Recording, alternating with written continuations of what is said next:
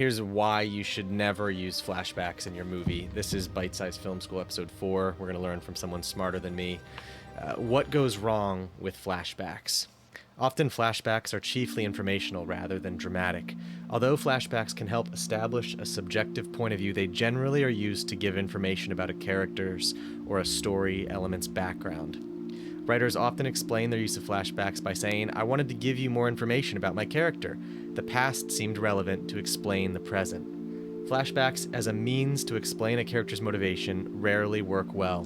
They put an emphasis on details rather than drama. They stress the inner psychology of a character rather than present actions that force present responses. They reveal character, but rarely do they motivate character. Motivation pushes a character forward. Flashbacks, by their nature, stop action or move a story backward. Real motivation happens in the present, not the past. And then he goes on to say, but that's not to say never use flashbacks, because you got to balance everything out. So I think it's a good point, though, that often in my writing I've found myself leaning on, well, I need people to understand these details because the details really matter. And the reality is a lot of times it's actually no.